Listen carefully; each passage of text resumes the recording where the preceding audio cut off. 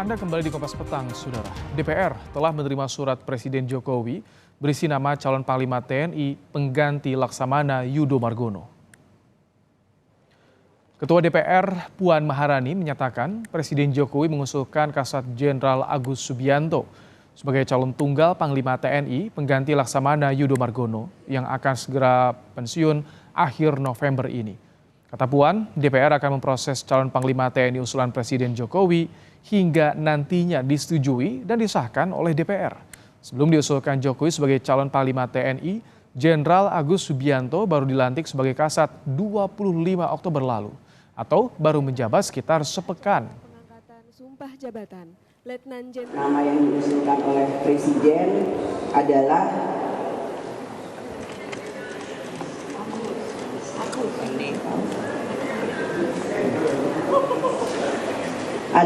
Jenderal TNI Agus Subianto SE MSI yang saat ini menjabat sebagai Kepala Staf Angkatan Darat.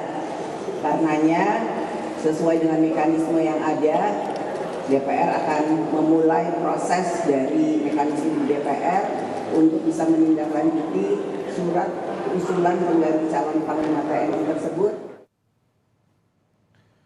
Setelah diterima DPR, calon tunggal Panglima TNI usulan Presiden Jokowi akan diproses melalui uji kepatutan dan kepantasan oleh Komisi 1. Dari Komisi 1, Panglima TNI terpilih kemudian akan disahkan di rapat paripurna DPR. Anggota Komisi 1 DPR fraksi Golkar Dev Laksono menilai calon Panglima Jenderal Agus Subianto merupakan pilihan yang tepat baik untuk kepentingan reformasi TNI maupun agenda pemilu serta transisi kepemimpinan nasional. Pilihan Presiden kepada Jenderal Agus Subianto ini adalah pilihan yang terbaik mengingat pengalaman beliau dan juga hasil kerja karir beliau yang selama ini dari mulai pangkat muda hingga dia menjabat sebagai Kepala Staf Angkatan Darat. Nah, hal-hal yang di hadapan kita ke depan seperti pesta demokrasi yang akan kita jalankan, lalu juga proses pergantian pemerintahan ke depannya. Ini merupakan tugas-tugas yang membutuhkan kemampuan yang sangat luar biasa. Dan itu. Jenderal Agus Subianto merupakan lulusan Akademi Militer Angkatan 91. Dalam sejumlah karir tugas, Agus Subianto memiliki rekam jejak beberapa kali berada di sekitar lingkaran Jokowi. Agus bersinggungan pertama kali dengan Jokowi sebagai Komandan Kodim 0735 Surakarta. Semasa Jokowi menjabat Wali Kota Solo. Usai berpindah tugas, Agus berada di lingkaran Jokowi saat menjabat Danrem 061 Surya Kencana Bogor yang melingkupi Istana Bogor. Agus Subianto kembali masuk ring dekat Jokowi setelah dilantik menjadi Komandan Pas Pampres di tahun 2021. Sejak itu, karir Agus Subianto terus menanjak, di antaranya menjadi Pangdam 3 Siliwangi, Wakil Kasat, dan kemudian menjadi orang nomor satu di Angkatan Darat usai dilantik Jokowi 25 Oktober lalu.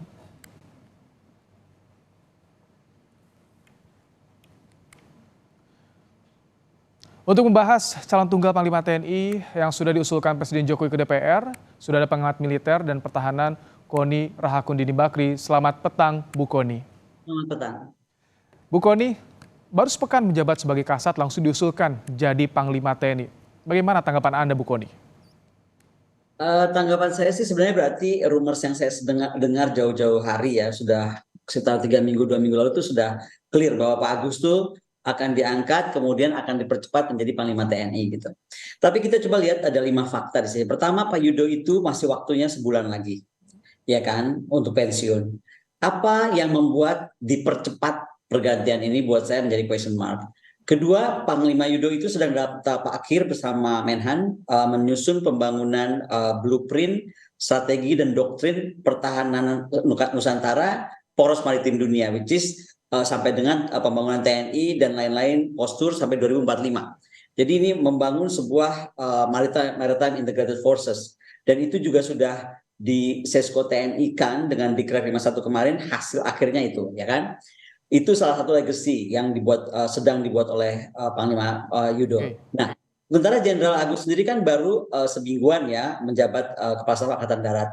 Maka ini menjadi pertanyaan karena begini, baru saja kita dikejutkan oleh putusan MK yang bermasalah secara etika, ya kan? Oke. Nah, indikasi kuat nepotisme sedang kita bahas nih di tengah masyarakat sekarang masih menguat itu. Jadi sekarang pertanyaannya, eh, bolehkah kita khawatir gitu bahwa eh, pergantian panglima ini ada berhubungan ke sana gitu? Apa banyak masyarakat jadi bertanya-tanya ada apa ya kok secepat ini? Kenapa diperlukan gitu loh? Jadi itu menjadi pertanyaan sebenarnya. Apakah dasar lingkaran Jokowi ini yang jadi pertimbangan utama dipilihnya Jenderal Agus Subianto, Bu Kalau Kony? saya tuh melihat begini ya, sejak Pak Luhut itu sakit, kelihatannya Pak Jokowi apalagi sedang cawe-cawe kalau saya boleh sebut istilah beliau ya, sedang cawe-cawe untuk putranya masuk jadi cawapres.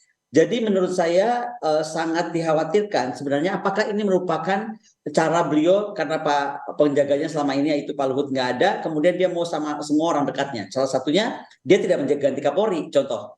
Panglima cepat diganti tapi Kapolri enggak karena semua orang tahu pasti kita latar belakangnya kan sangat dekat gitu kan. Nah sekarang mengangkat calon panglima yang baru 1 minggu gitu dan hanya calon tunggal. Setahu saya barusan kemarin bicara dengan Iya. salah satu dewan kalau nggak salah calon tunggal nih. Jadinya artinya de facto ini harus Pak Agus gitu kan. Nah dan kenapa mesti secepat ini? Apakah ini untuk merupakan dari pengamanan politik salah satu kontestan atau apa kita boleh bertanya gitu loh karena tadi kenapa ada percepatan coba kalau ditunggu saja Pak Yudo tinggal 1 bulan lagi mungkin pertanyaan ini nggak akan muncul karena memang Pak Yudo harus diganti kan. Bukannya kan memang 1 bulan juga perlu waktu di DPR nih sekitar 20 harian, Bu Kony? Betul 20 harian tapi sekarang ini menurut aku tetap too early ya karena gini mungkin masalah juga lain kalau nggak ada bocoran ya karena sebelum ini terjadi kita udah dengar bocoran Pak Agus akan diangkat segera dan akan cuma paling lama maksimum 2 minggu jadi panglima.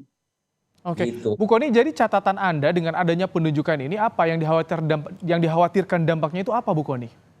Begini, saya selalu percaya kepada TNI, sangat percaya kepada TNI, ya kan? Karena mereka itu tentara profesional, mereka itu memang lahir dari rakyat untuk rakyat. Tetapi sekali lagi, karena kita masih terkejut-kejut dengan kasus MK yang belum selesai, menjadikan pertanyaan 16 guru besar tentang legalitas dan legal aspeknya bagaimana. Contohnya ada berdampak kepada KPU yang kemudian dituntut sebanyak 70-an triliun.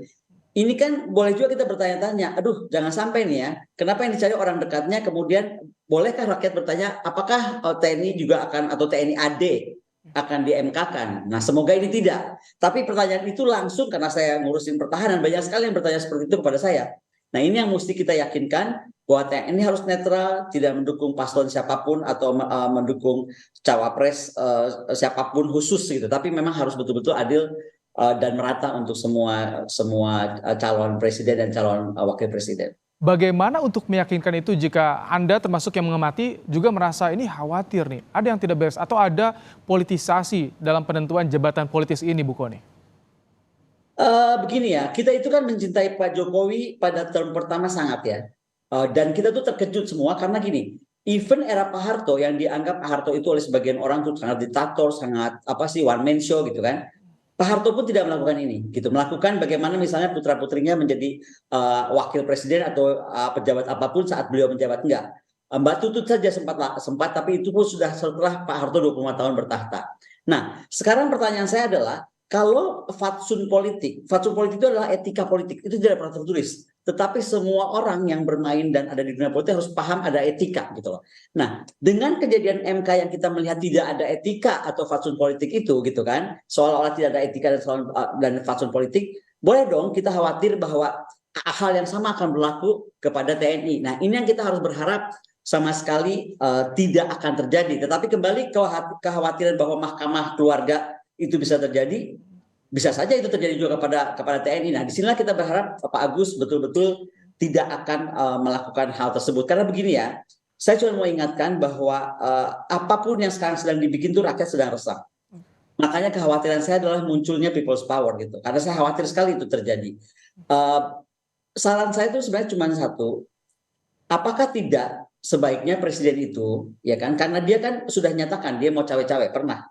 Tidak, dia cuti saja dari jabatan presiden. Oke. Pertama cuti dari jabatan presiden, kedua jauh-jauh dari Jakarta. Supaya satu, cawapresnya juga aman, yang sekarang sedang diributkan karena cara dia menjadi cawapres itu menjadi masalah. Yang kedua juga tidak ada cawe-cawe yang terlalu jauh bisa dilakukan, baik kepada TNI, baik kepada Polri, bukan cuma TNI ya, ada Oke. Polri juga.